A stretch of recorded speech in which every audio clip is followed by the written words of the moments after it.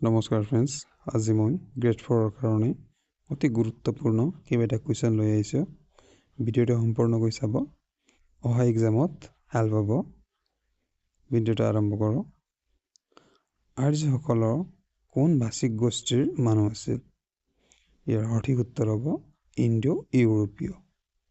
দ্বিতীয়টো প্ৰশ্ন, ৰাজন পদৰ নিৰ্বাচন কোনে কৰে?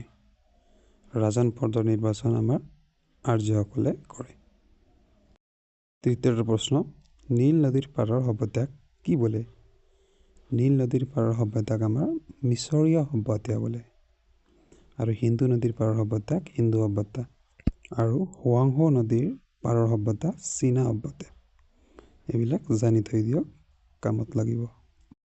অমৃতসৰ নগৰ কোনে নিৰ্মাণ কৰিছিল? চাৰিটা অপশ্যন দিয়া আছে। গুৰু নানক, গুৰু গোবিন্দ সিং, গুৰু টেগ বাহাদুৰ আৰু গুৰু ৰামদাস। ইয়াৰ সঠিক উত্তৰ হ'ব গুৰু ৰামদাস। চিত্ৰত দেখুওৱাজন আমাৰ গুৰু ৰামদাস হয়।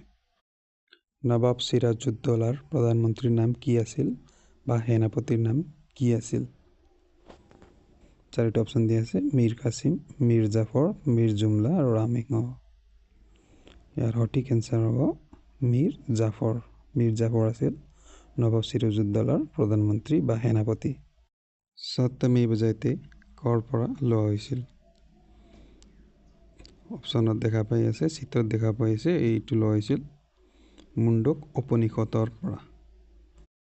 জৈন ধৰ্মৰ প্ৰথম তীৰ্থংকৰ কোন আছিল? অপশ্যনৰ ভিতৰত কাৰেক্ট এনচাৰ হ'ব ঋষভদেৱ। ই আছিল প্ৰথম তীৰ্থংকৰ। আৰু 24তম তীৰ্থংকৰ আছিল আমাৰ মহাবীৰ জৈন। প্ৰথম বৌদ্ধ সংগীতি ৰাজগৃহত কাৰ ৰাজত্বকালত হৈছিল?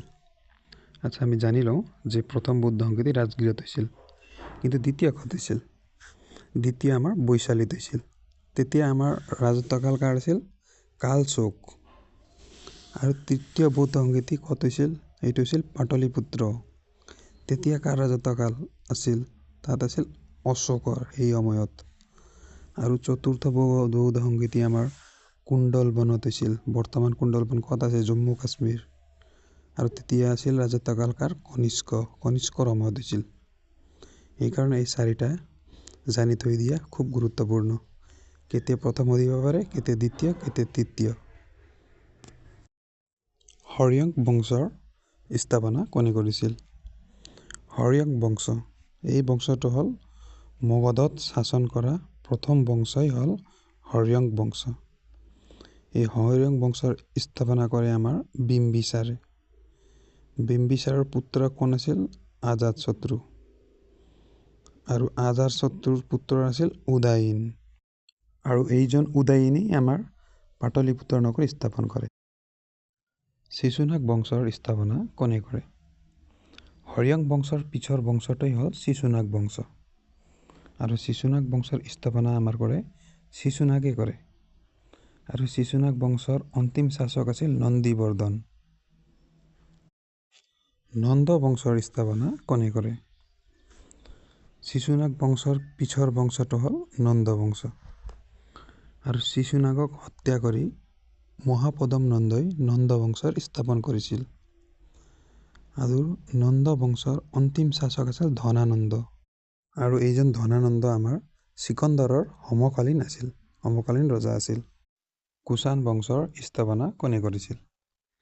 এইটো চিত্ৰত আপুনি যে দেখিছে, এইটো কুষাণ বংশৰ ধ্বংস শেষ হয়। কুষাণ বংশৰ শ্ৰেষ্ঠ ৰজা হ'ল কনিষ্ক। কিন্তু কুষাণ বংশৰ স্থাপনা কৰে কুজুল কৰ্টফিচেছ। কুজুল কৰ্টফিচেছে আমাৰ কুষাণ বংশৰ স্থাপনা কৰিছিল। আৰু কুষাণ বংশৰ অন্তিম শাসক আছিল বাসুদেৱ। আৰু কুষাণ বংশৰ ৰাজধানী আছিল পেছাৱৰ, বৰ্তমান পাকিস্তানত। অশ্বমেধ যজ্ঞ কৰা গুপ্ত শাসক কোন আছিল? অশ্বমেধ যজ্ঞ কৰা গুপ্ত শাসক আছিল আমাৰ সমুদ্ৰগুপ্ত। আৰু এই সমুদ্ৰগুপ্ত কোন আছিল? চন্দ্ৰগুপ্তৰ প্ৰথমৰ পুত্ৰ আছিল সমুদ্ৰগুপ্ত। আৰু সমুদ্ৰগুপ্তৰ ৰাজভাৰ কবি আছিল হৰিসেন। আৰু অশ্বমেধ যজ্ঞ কৰা গুপ্ত শাসক আমাৰ সমুদ্ৰগুপ্ত। আৰু সমুদ্ৰগুপ্তক ভাৰতৰ নেপোলিয়ন বুলিও কোৱা হয়। আৰু সমুদ্ৰগুপ্তক ভাৰতৰ নেপোলিয়ন বুলি কোনে কৈছিল? এইটো কৈছিল উইনচেট স্মিথ। তৰাইনৰ প্ৰথম যুদ্ধ কিমান চনত হৈছিল? তৰাইনৰ প্ৰথম যুদ্ধ আমাৰ পৃথ্বীৰাজ চৌহান আৰু মহম্মদ ঘড়ীৰ মাজত হৈছিল। আৰু এই যুদ্ধত পৃথ্বীৰাজ চৌহানৰ জয় হৈছিল।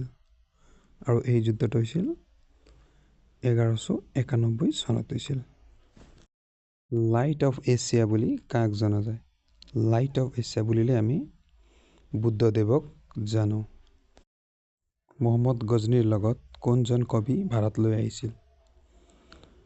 আল-বুৰনি আমাৰ মহম্মদ গজনীৰ সময়ত ভাৰতলৈ আহিছিল। কুতুব মিনাৰ নিৰ্মাণৰ কাম কোনে আৰম্ভ কৰে? কুতুব মিনাৰ নিৰ্মাণৰ কাম আমাৰ কুতুবুদ্দিন আইবেকে আৰম্ভ কৰে আৰু শেষ কৰে আমাৰ ইলতুৎমিছে। মৌৰ্য বংশৰ স্থাপনা কোনে কৰে? মৌৰ্য বংশৰ স্থাপনা আমাৰ চন্দ্ৰগুপ্ত মৌৰ্যই কৰে। ৰেজিয়া চুলতানা কাৰ পুত্ৰী আছিল? দিল্লীৰ প্ৰথম আৰু অন্তিম মহিলা শাসকে আছিল আমাৰ ৰেজিয়া চুলতানা। আৰু ৰেজিয়া চুলতানা আছিল আমাৰ ইলতুৎমিছৰ পুত্ৰী আছিল। খিলজী বংশৰ স্থাপনা কোনে কৰে? খিলজী বংশৰ স্থাপনা আমাৰ কৰে জালালুদ্দিন ফিৰোজ খিলজী। আৰু ভিডিঅ'টো কেনেকুৱা লাগিল জনাব। আৰু যদি ইম্পৰ্টেণ্ট কুৱেশ্যন লাগে প্লিজ কমেণ্ট কৰিব। মই আৰু ইম্পৰ্টেণ্ট কুৱেশ্যনবিলাক আনিব চেষ্টা কৰিম।